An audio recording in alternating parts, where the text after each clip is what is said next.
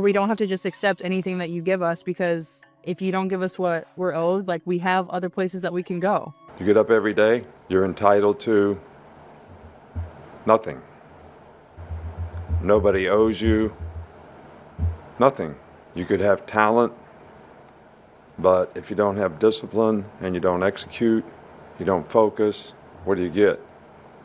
Nothing. I love that speech by Nick Saban. That speech should be played every day in every WNBA dump in the country. That speech should be played before every CBA meeting until these entitled players come to the harsh realization that they are owed nothing. And look.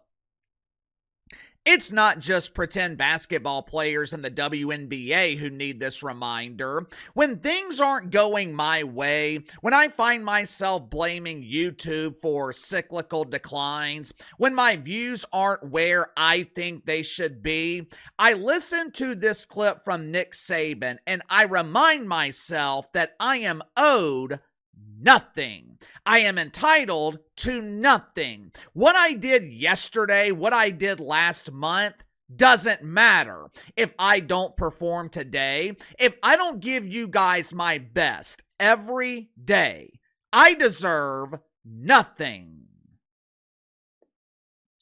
Over the last year or so, I have noticed two words that pretend basketball players in the WNBA have been overusing. Two words that perfectly showcase the unbelievable level of entitlement in this league. Deserve and owed. Pay us what we deserve. Pay us what we're owed.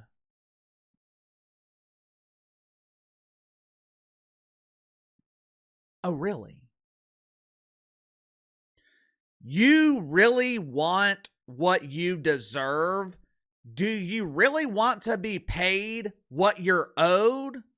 Because if that's the case, the WNBA would be sending you an invoice instead of a paycheck, or as it's classified by the IRS, a charitable donation. The truth is, every player in this league not named Caitlin Clark is financially worth nothing. Women's basketball in general is not a profitable business. Well, Uncle Casey, that's not true. Have you seen the ratings this season in women's college basketball? Wowzer! Their ratings are huge!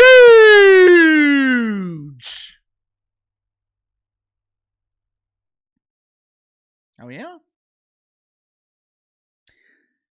South Carolina is one of, if not the most successful program in women's college basketball. Their head coach, Dawn Staley, she makes $4 million a year. She deserves it, right?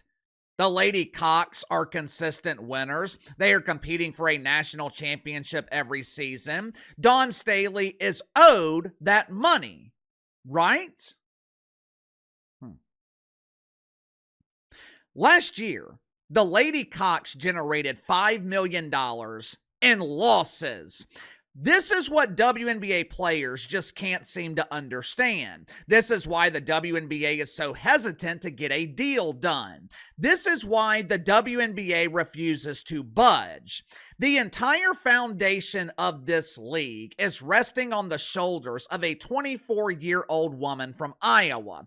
One injury, one torn Achilles, one fart in the wind that causes people to divert their attention away from Caitlin Clark and the WNBA. Not to mention the fact that a lot of the reason the WNBA surged in popularity 2 years ago, a lot of the reason that the mainstream was suddenly paying attention, it had absolutely nothing to do with pretend basketball and everything to do with the fact that the entire league seemed to be against Caitlin Clark. The entire league seemed to be jealous and resent her ascension into superstardom, which means the foundation of the WNBA was built on drama. But drama can only carry you so far. At some point, the WNBA will have to rely on the product on the court to sustain their audience.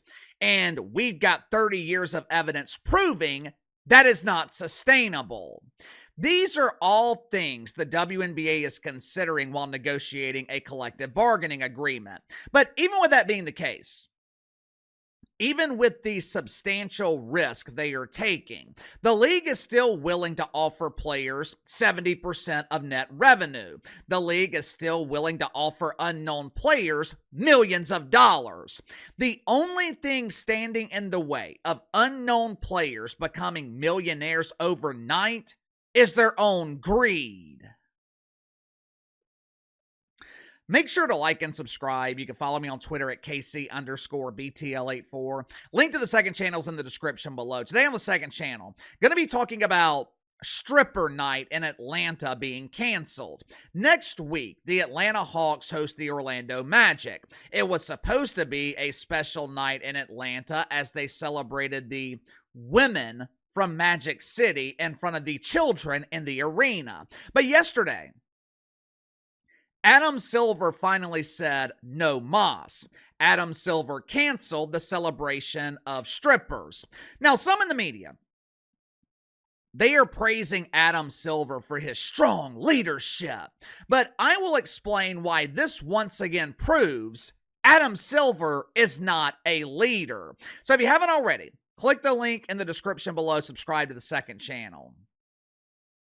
Headline this morning from USA Today: WNBA CBA deadline passes without a new deal. The deadline to get a deal done was today. Now, I thought they had until the end of the day today, but according to this report from USA Today, the deadline has already officially passed, which means the WNBA regular season is at risk of being delayed or potentially canceled. For some weird reason, the mainstream media is praising veteran WNBA players for their strong leadership. Nafisha Collier's defiant stance towards the WNBA. This is what real leadership looks like. This woman is strong. She is so brave. Nafisha Collier is a role model for young women in America. She is willing to sacrifice. She is willing to fight for what she deserves.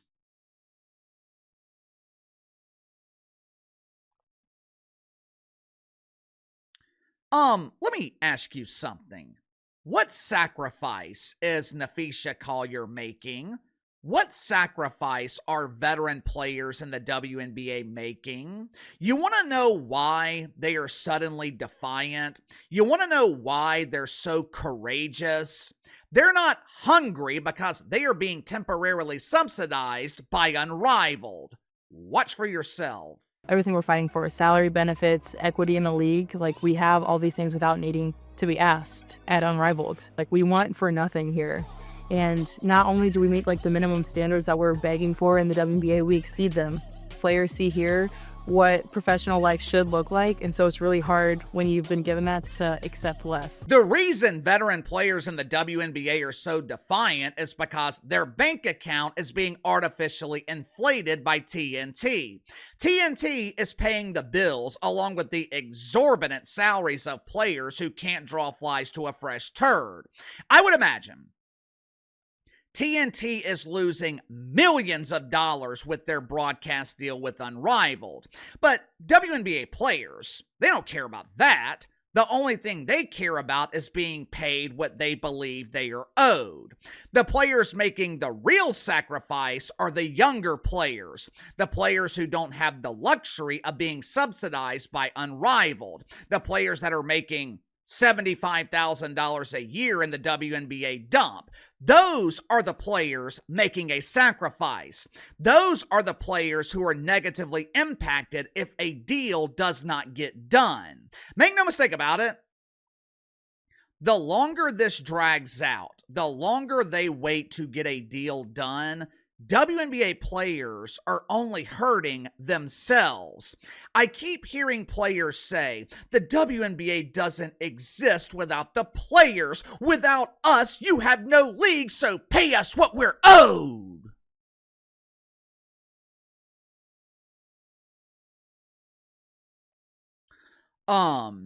Your dump of a league does not exist without the NBA. If the WNBA ceased to exist, If you stand your ground and cancel the season, the only one you're hurting is yourself. This is pure speculation on my part. But I think the reason WNBA players are hesitant to accept the league's proposal, it's because the league's proposal is kind of based on incentives. It's based on the WNBA operating as a healthy business instead of the way it's been operating for the last 30 years, which is a socialist welfare system. The WNBA is offering players 70% of the league's net revenue. Think of it like being a commission salesman. I remember when I was working at Fastenal, we were paid based on the profit that we generated. If I did $1 million in sales one month, but only 5% of that was profit, after expenses, taxes, and everything else was subtracted, my commission check would be the drizzling shits. But if I sold $400,000 and my profit was 50%, technically, I sold less, but I made significantly more money.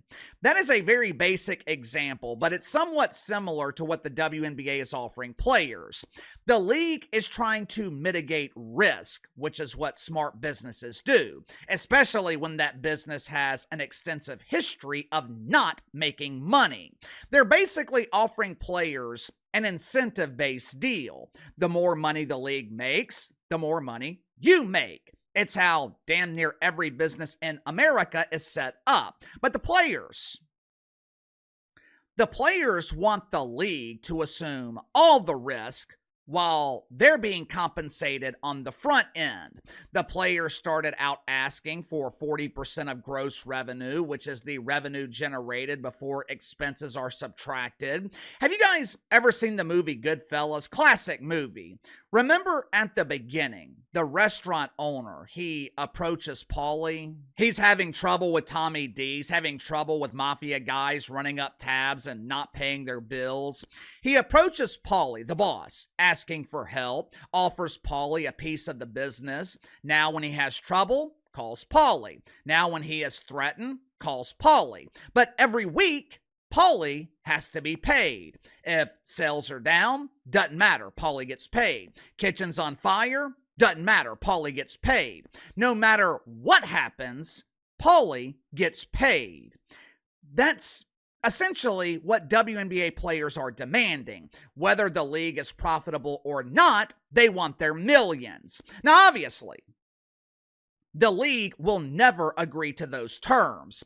They've dropped the percentage to 30% of gross revenue, then 28%, 27%. Now I believe it's down to 25%. And the answer from the league remains the same. No. The thing is, WNBA players know they have no leverage. They're using the media. They are using Unrivaled. They're doing everything they can to pressure the league to give into their unreasonable demands. But have you noticed?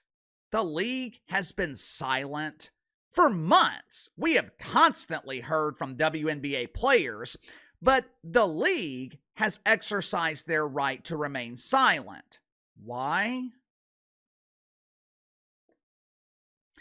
When you're in a position of power, you don't have to talk about it. You don't have to plead your case publicly. You just weather the storm and watch as your entitled players continue to bury themselves.